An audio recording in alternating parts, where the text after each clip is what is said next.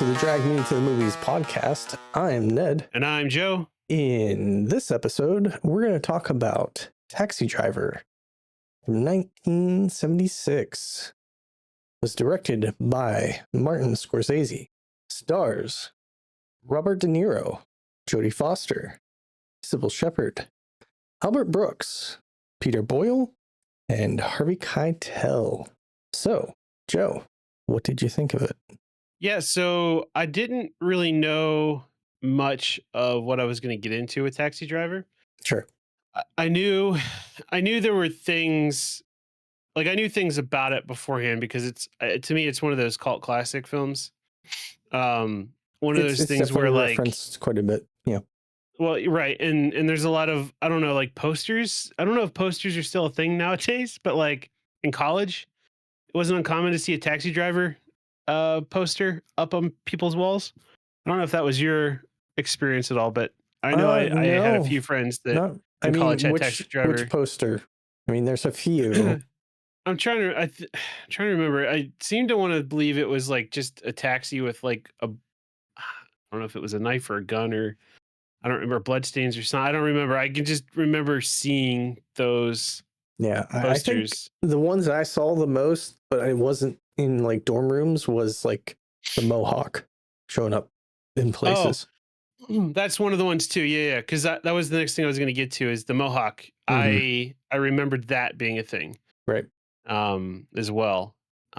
So yeah, so those were kind of the two themes that I remembered, is just that Taxi Driver had a big impact on the world, and then De Niro with that Mohawk was kind of a standout, as far as my memory goes, at least. Yeah.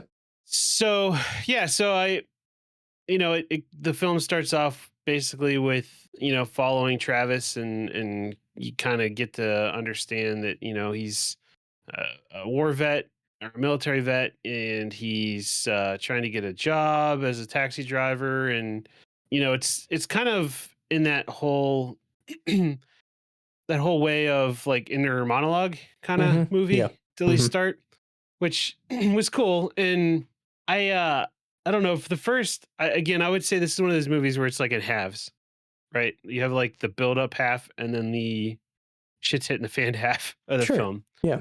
And at first it felt like this film was basically more of a, not necessarily learn about Travis movie. It was more of a learn New York City from the seat of a taxi cab driver.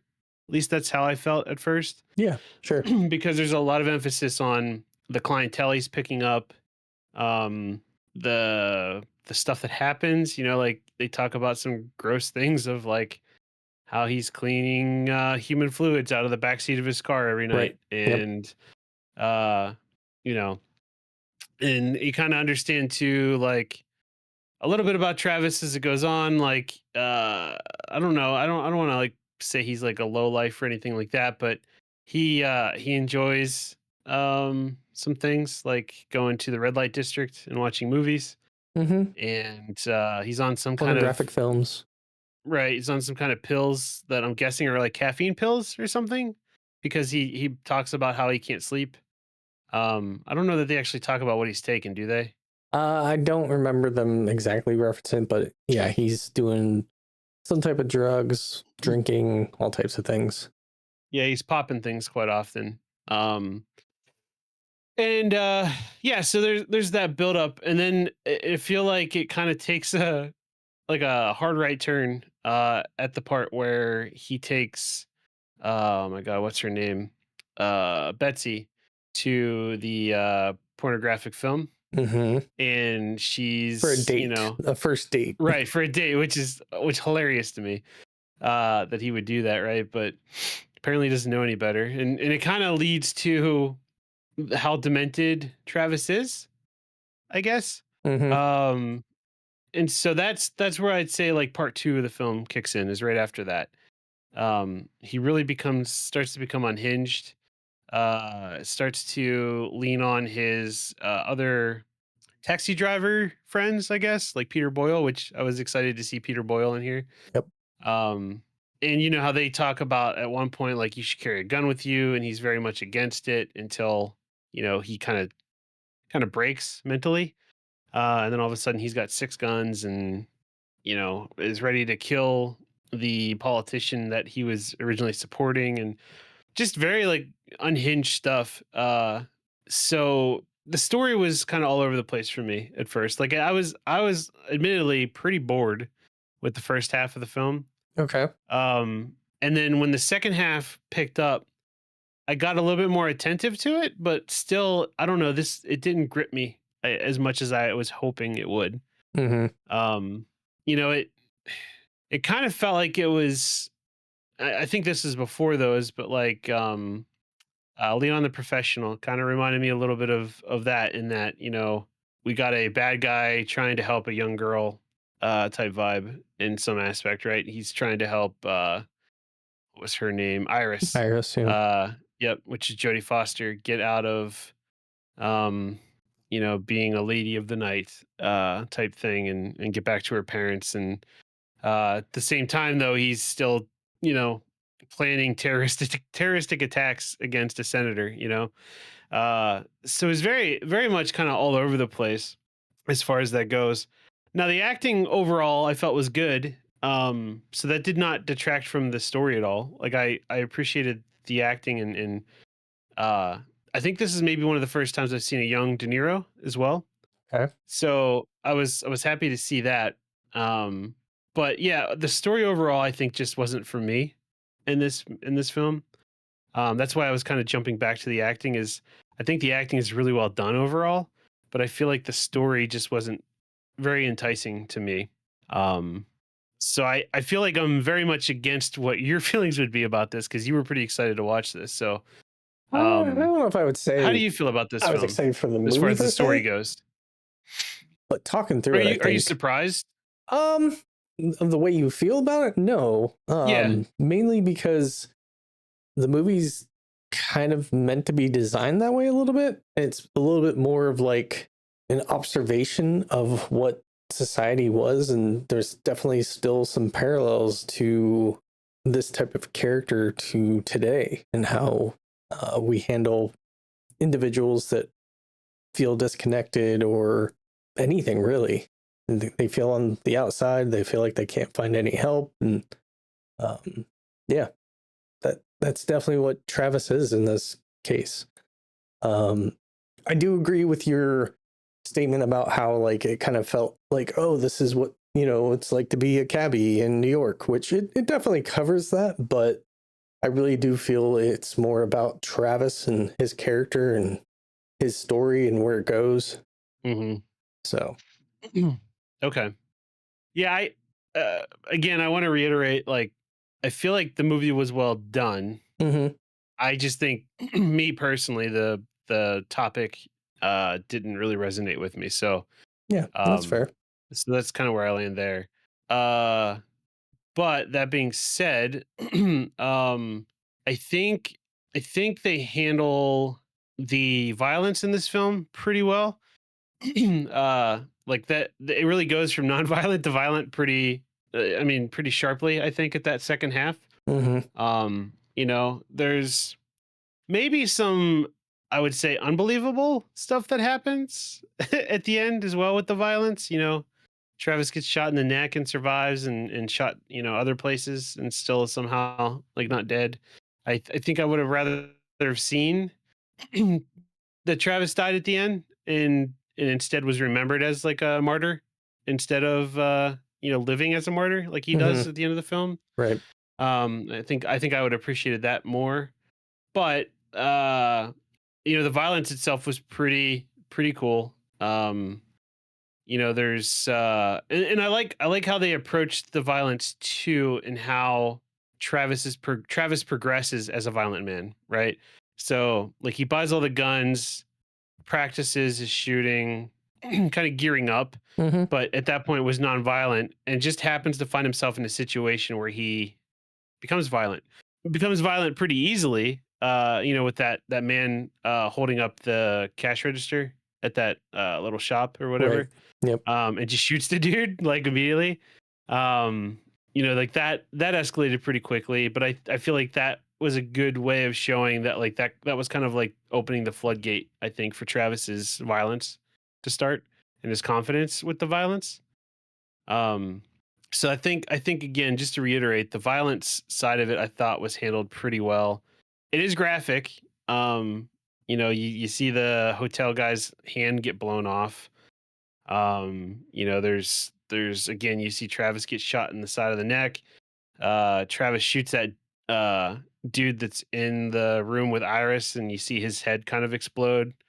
So it's definitely somewhat graphic, but again, I think it's handled pretty well, especially after seeing, other films that are a lot more graphic than that.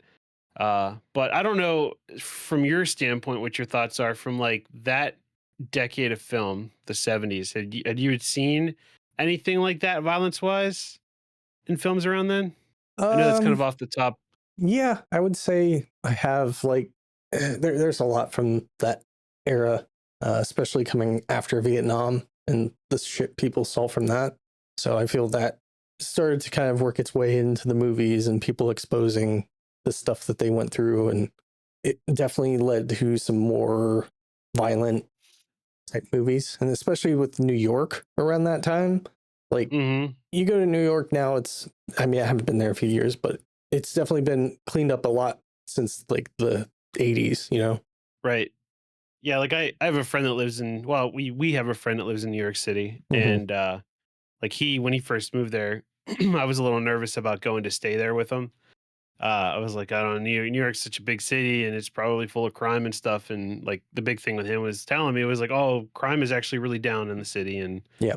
stuff like that. And you come to read history of New York City and it was super violent, but it had reformed quite a bit. And Oh, I mean, it yes. still has stuff, but Oh, yeah. I mean, anywhere it's still yeah, has stuff. right, right. It expounds the larger the population is, right? So, Right.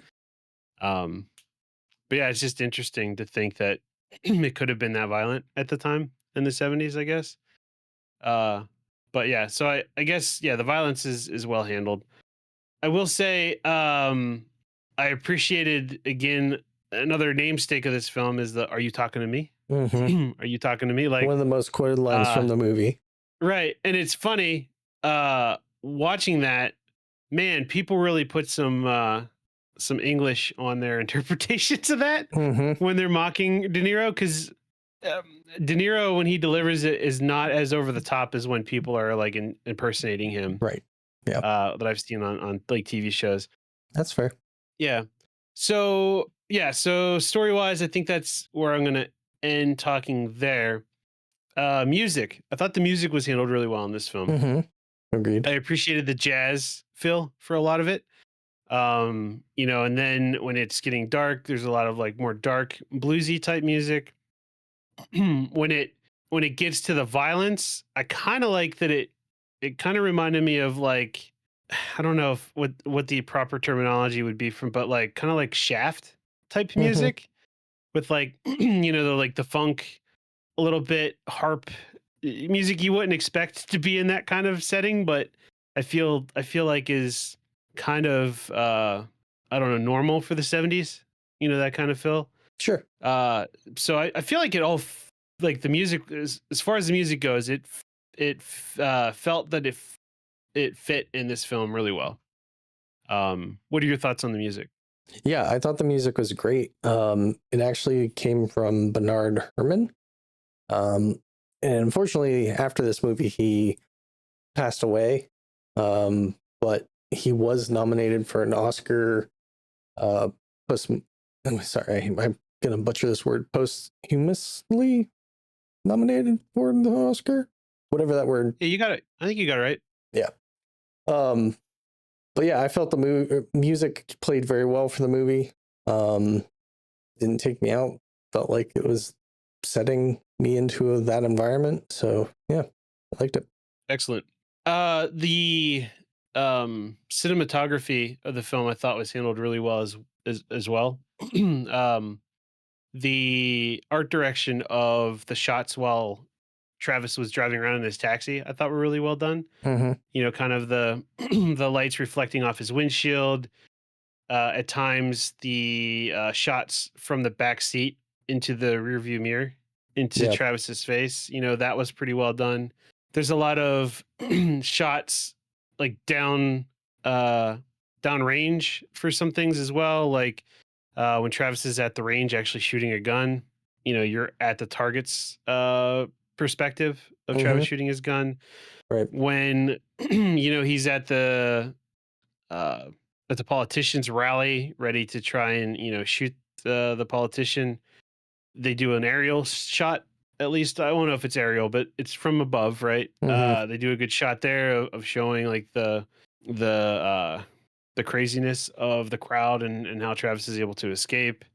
There's some shots of outside of the cab as it drives by, and you kind of just see the tires. Like there's a lot of artsy shots, I Mm-hmm. think, but they all fit and they don't really detract from the film. I don't feel like. I feel like they fit the mood really well. What are your thoughts there? That's fair. Yeah, I Yeah. overall enjoyed the way this movie was shot. I like the 70s grain to the movie. Um, Mm-hmm. as we were kind of brought in and taken out of the movie, there's kind of like a drunk, dreamy type of vibe to the film with the colors and kind of blur put on it. I kind Mm-hmm. of enjoyed. So yeah, Okay. I definitely enjoyed what I was seeing. Nice. Yeah, and then I guess to go back to the story, I should have brought this up then, but you know how this is what you can come to expect in this podcast. Uh the again, I mentioned earlier about the Leon the professional kind of feeling that I got there with Travis and Iris Hmm. and how that was playing out. I was happy to see that it was more of taken from a father figure, concerned citizen approach. Because at first I was concerned that it was going to be more of a Travis is into Iris kind of Right. thing, Right. and but it wasn't handled that way, which I appreciated because it could have Yes. easily been. Agreed. And I think that also shows Travis's moral code. Even though he's unhinged at that point, he still kind of has a moral code to him. So uh, kind of I guess keeps you as an audience member still tied to Travis's well being, Hmm. even though this man is trying to do acts of terror. So yeah, so I just wanted to get back into that little tidbit is again, I think the writing overall and the acting and everything really did a good job. I just think the story for me is what missed. Just Yeah, and it's that's not fair. that it's a bad story. It's just it's one that I didn't relate with or I guess find as interesting as I guess others would have. Yeah, and I So completely understand that. Like the fact that this guy's you know it kind of reminds me. I'm gonna say Joker here, which I'm gonna talk about the movie Joker, but more so I'm talking about um, Joker as a character. Like there's always a motivation where he's trying to push people to have like that one bad day that breaks them, whether it's a series of events or whatever. This kind of has that type of vibe to it, mhm. where it's just like, okay, what's it going to take to push this guy over the edge? Is it going to happen? Kind of happens. But it's just an interesting, I don't know. For me, it's just interesting to see how the story kind of plays out. And, the guy, he tries to reach out to people. You know, Betsy, things were going well until he never realized that, oh, a porno film is not where you take someone on a first date. Right. Um, Stuff like that. Even like the other cabbies, he was trying to reach out to them and get some help, and it's just he wasn't finding it. And he was reaching out to even the senator when he had him in his cab. He was like, "Oh, you should really look into clean this stuff up," which he was really looking for someone else to help, whether it's himself or as he sees the city. But he ended up getting to the point where he has not only that situation in the grocery store you mentioned, but also the passenger that gets into his car and has him drive to where his wife is with a 44 in Right. hand. Right. And Um, that guy in the back seat, whoever he was, did a it's, really good job at being do you know like a who it dude. It is? is no, who is it? It's the director, Martin Scorsese. Oh, that was Martin Scorsese. Yeah. Oh wow. Yeah, he did a really good job kind of being unhinged in that scene, like at his end of his rope. That was really well done. Yeah. Yep. That was good old Marty. Um, which I thought that was actually like, for me, that was the kind of point where he broke and it's like, okay, yeah, I'm gonna do something about this. Which, he originally sets up to go after the senator or whatever. But that fails, and as a backup plan, he goes after um, the other guys that have Iris. So yeah, I find that kind of interesting. And then like another aspect of this is prior to this movie, there's another one Scorsese did that has De Niro in it and also Harvey Keitel, Mean Streets. It came out, I think, what, 3 years prior to this one. That's just kind of another kind of mobster based type movie. Still pretty good. Oh, I think I would put Taxi Driver over it, but it definitely has kind of a similar vibe to it. Ever hear that one? I have not. I have not, but I'd be open to it. All right. I mean, like I said, I don't want my review to make it sound like this film was crap, because it's not. It's a good film. I Mm-hmm. appreciate what it was going for. It's just, again, not for me. But No, I completely I understand would that. love to see more Scorsese because I dug what he did. I guess Okay. is what I'm trying to go with. Well, there's another one I have in mind, The King of Comedy, which between Taxi Driver and The King of Comedy, I feel those movies in particular heavily inspired the Joker film. Okay, You've seen Joker, right? I have. Um, did you get any Joker vibes from what you saw here? Yeah, I did. I did. It's again that whole downtrodden guy trying to make it, Yeah, pushed to his limit kind of thing. So yeah, yeah. I definitely see that. So the King of Comedy, honestly, like when I saw the Joker, I was like, this is essentially the King of Comedy in a new format. And that was also a Martin Scorsese film. So Okay. if I had to pick between Mean Streets and the King of Comedy, I'd probably go that direction for you. Okay.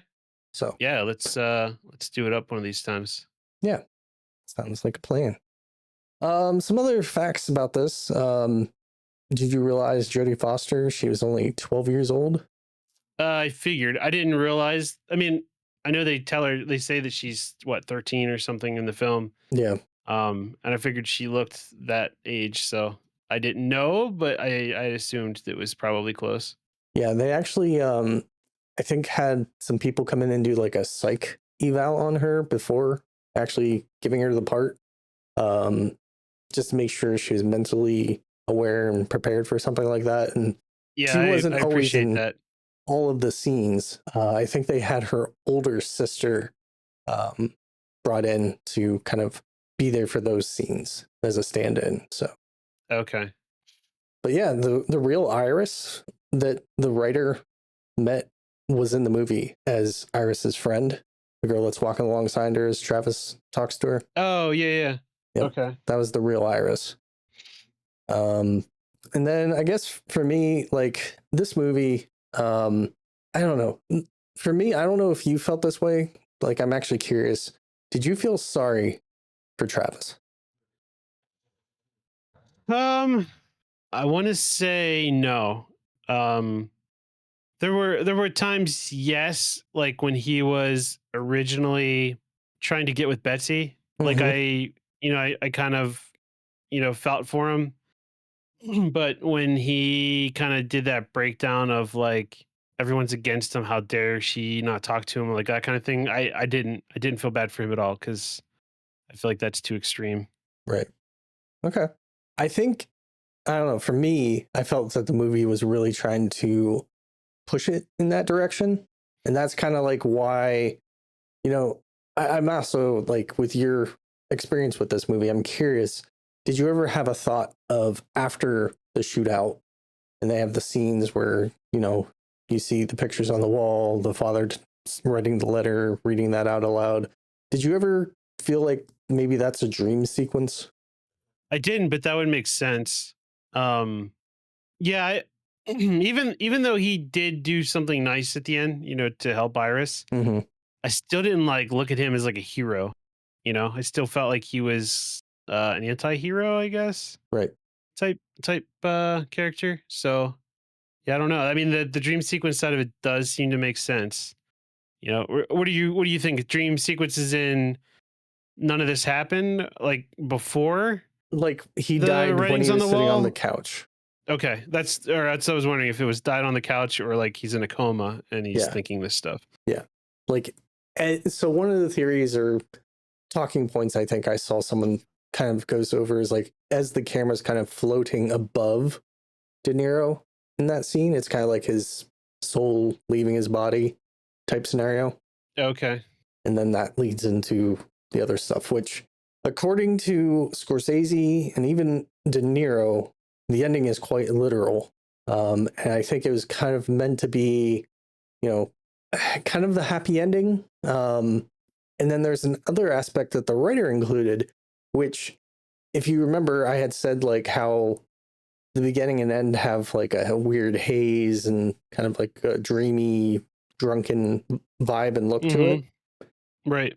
The writer said that was kind of intentional, at least from how he put it together. He was expecting the movie to kind of loop so that as you're coming in to the end, it's Travis going back on that cycle again. Oh, interesting. Yeah. Any thoughts about that?